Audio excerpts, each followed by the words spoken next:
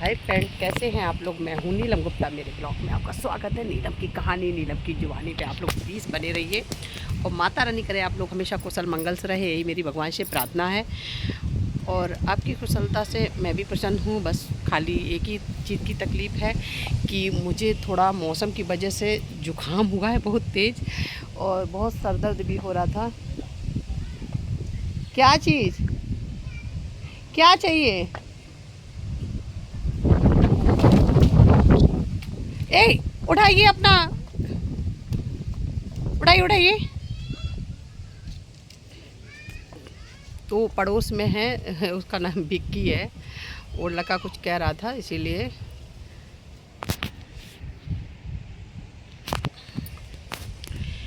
तो जैसे कि मैं वीडियो बनाती हूँ और आपको कुछ ना कुछ बताती रहती हूँ पेड़ के बारे में, और कुछ लोग कमेंट करते रहते हैं, तो मुझे उससे कोई फ़र्क भी नहीं पड़ता। क्योंकि किसी ने मुझसे एक बात बहुत अच्छी कही थी कि ये दुनिया है दीदी, लोग अच्छा भी बोलते हैं बुरा भी बोलते हैं, लेकिन ज़रूरी नहीं है कि बुरों के पीछे अच्छा ही छोड़ दीजिए आप।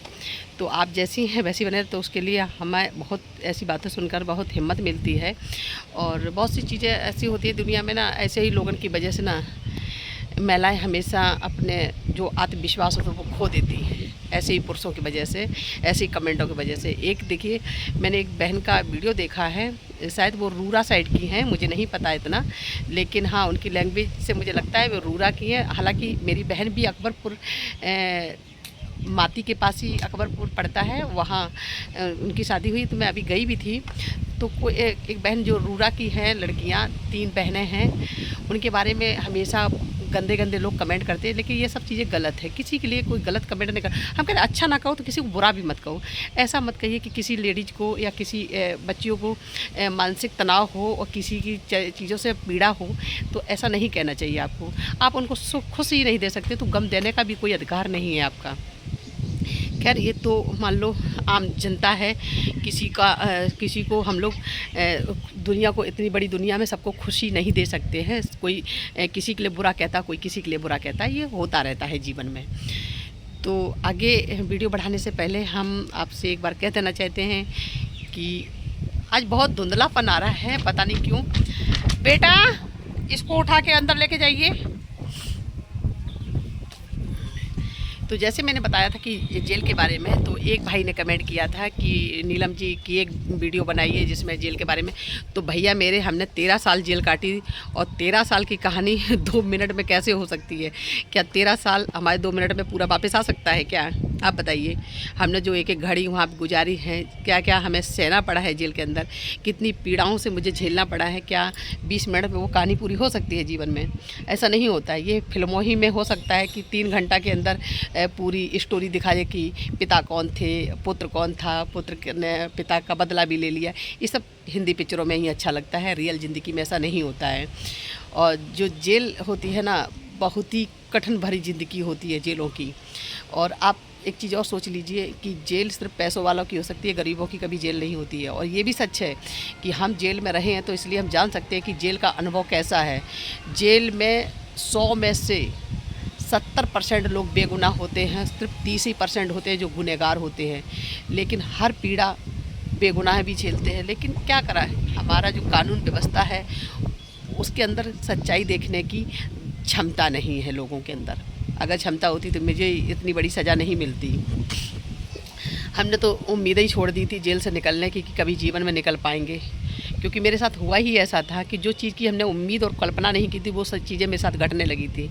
जब निर्भया का निधन हो गया, मतलब उनका मर्डर हो गया, मर्डर होने के बाद उनकी मिट्टी सबको समाप्त कर दी गई, तो मुझे लगा कि अब प्रशासन मुझे छोड़ दिएगी। क्योंकि हमसे कहा यही गया था कि जब तक निर्भय है तुम्हारे ऊपर खतरा है, इसलिए जेल से अच्छी सुरक्षा आपको नहीं मिल सकती है, तो इसलिए हम आपको रखे हुए। तो हमें ये उम्मीद थी कि जब तक निर्भय है तो शायद इसीलिए हमारे साथ ये हो रहा है, कि कोई बात नहीं है। उसके बाद हुआ क्या, निर्भया का अंत भी हो गया, सब कुछ हो गया। उसके बाद निर्भया के जब केस मेरे ऊपर लगने लगे, क्योंकि निर्भया का केस इसलिए मेरे ऊपर लगने लगे क्योंकि मैं निर्भया की वाइफ समाज में बन गई थी, और समाज ने बना दिया था, ज़बरदस्ती बन के आ गई थी, बना दिया था ज़बरदस्ती लोगों ने कि निर्भया की बीवी, निर्भया की बीवी। खैर कोई बात नहीं है, निर्भया की बीवी तो कम से कम बने, कुछ मिला तो नहीं, लेकिन निर्भया का नाम तो मिल ही गया मुझे तो उनकी सज़ा भी, और कहा भी यही जाता है कि पति के कर्मों की सज़ा हमेशा औरतों ही को भोगना पड़ती है। तो मैंने भोगी भी है। मेरे पति ने गलत किया था निर्भय सिंह ने, जिसको हालांकि मैंने कभी पति नहीं माना है और नहीं पति मानूंगी, लेकिन समाज ने जो हमें दिया है तो नाम पति और पत्नी का, तो फ़र्ज बनता है भाई उनके हिस्से का दुख हम झेलें। तो 13 साल की सलाखें मिली हैं। निर्भय तो चले गए मर के ऊपर, नीलम के नसीब में सिर्फ सलाखें थी और उनकी जो प्रॉपर्टी थी वो उनके परिवार के लिए थी, उनके भाई और बहन जो भी समाज में थे उनके लिए थी। मेरे लिए तो कुछ सिर्फ क्या था, नीलम के लिए सिर्फ सलाखें थी। हुआ क्या, जब निर्भय का अंत हुआ तो हमने फिर एक वकील से कहा कि सर हमारी सर से बात करा दीजिए, क्योंकि उन्होंने मुझसे कहा था कि जब निर्भय का मतलब ये कॉमिंग चल रही है, जिस दिन निर्भय आत्मसमर्पण कर देगा या उनका इनकाउंटर हो जाएगा उसके बाद आपको छोड़ दिया जाएगा। तो अब हमें छोड़ जाए तो हंसने लगा वकील, कह रहे आप किस दुनिया में जीती हो, आपके मतलब कोई आपका वकील अच्छा नहीं है। तो हमने कि नहीं सर मेरे पास तो कोई वकील नहीं है, हमको एक सरकारी वकील मजिस्ट्रेट साहब ने दिया है, बस उन्हीं से बात मतलब होता है।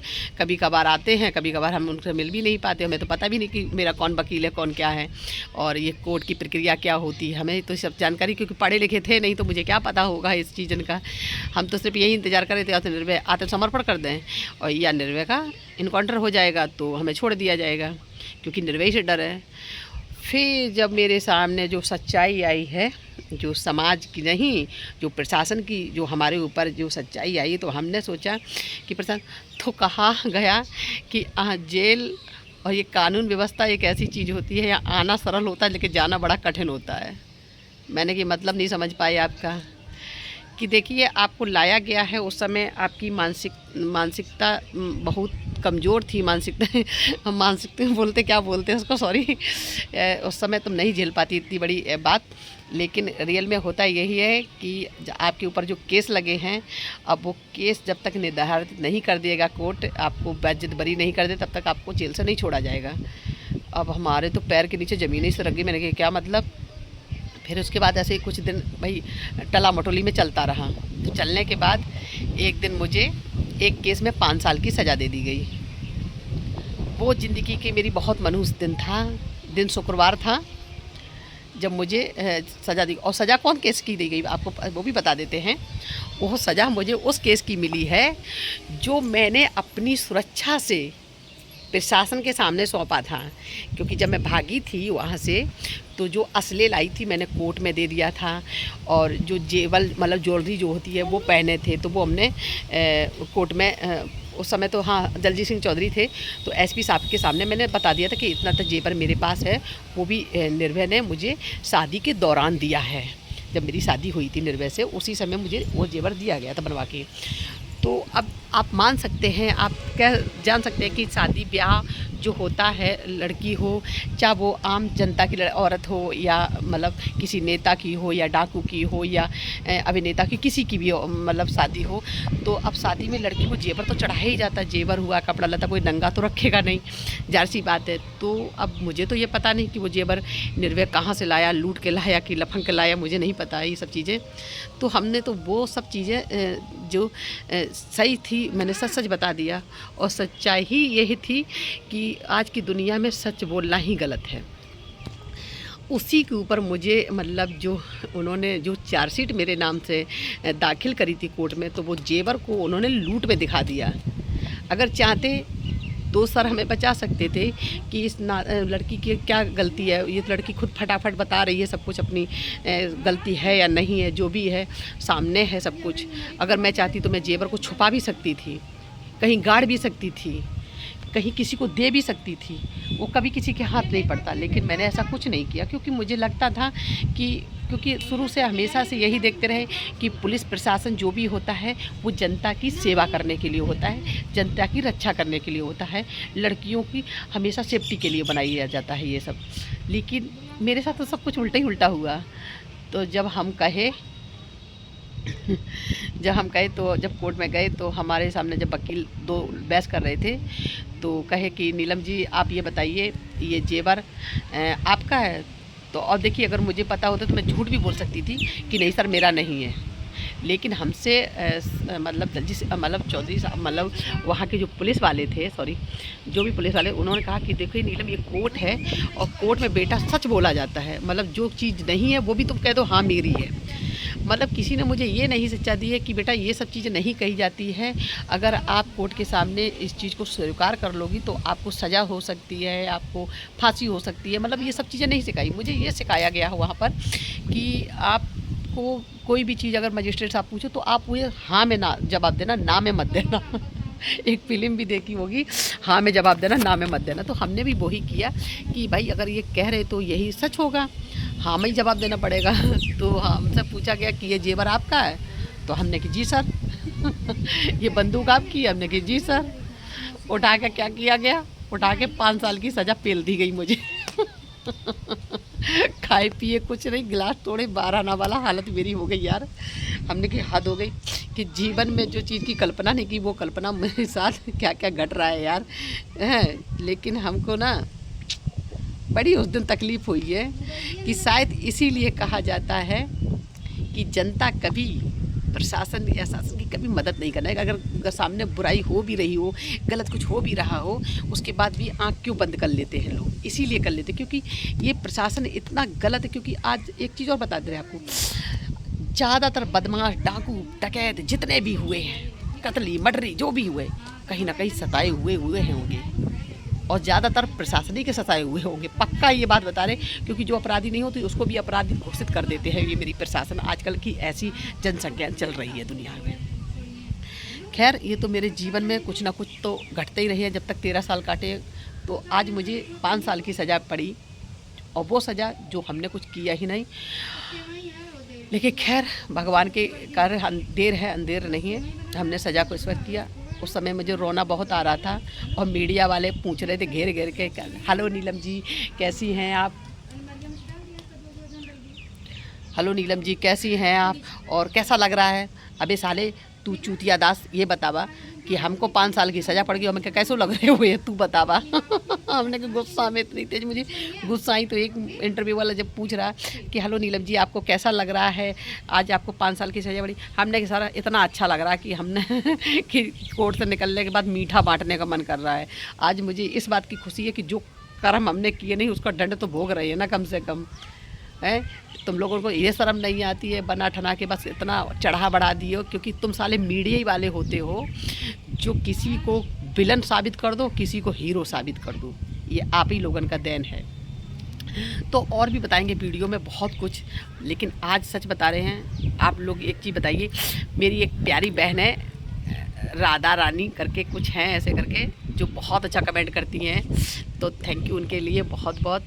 और आज देखो बदमाशी इतनी चल रही है मेरे घर में, हमारी लड़की है कि इतना परेशान कर रखी है, सच में बताने देख लीजिए। आज बड़ा धुंधला पर वीडियो में बहुत आ रहा है क्योंकि मेरे मोबाइल अच्छा नहीं है, मोबाइल में चला गया पानी दोस्तों। और वो एक भिखारिन बैठी है सामने, आप देख सकते हैं गौर से, बहुत भयंकर भिखारिन है। और हाँ देखिए, और ये मेरी लड़की गई है भिखारिन के पास। जो पौधा लगाए हैं उन्हीं पौधे को देख रहे हैं आज, और हवा चल रही है बहुत मस्त। और ये मेरा गांव पड़ता है, पीछे पूरा गांव है, लेकिन गांव में एक काली अमी सोनारन में है और बाकी यहाँ जो हरजन बस्ती है सब पीछे आगे हर जगह। तो इसीलिए घर से निकलना भी बेकार होता है, घर छोड़ के कहीं जाना भी नहीं हो पाता है। सच बता रहे हैं, बड़ी अच्छी ज़िंदगी चल रही है अपनी कसम। लेकिन प्लीज़ मेरे प्यारे भाइयों जो वीडियो देखते हैं, तो हम तुम लोगों से एक गुजारिश ज़रूर करेंगे कि जो किसी लड़की या औरत किसी कोई मजबूरी में अपना वीडियो बनाता है या कोई कैसे क्या करता है, किसी महिला के लिए गलत मत शब्द बोला करें। प्लीज़ आपसे हाथ जोड़ते हैं, किसी के लिए गलत शब्द मत बोला करें, किसी को गलत कमेंट मत किया करो कि किसी के दिल को दुख है या दिल परेशान हो, किसी के लिए अच्छी बात नहीं है सब चीज़ें। तो तब तक के लिए अगले वीडियो के लिए बाय बाय।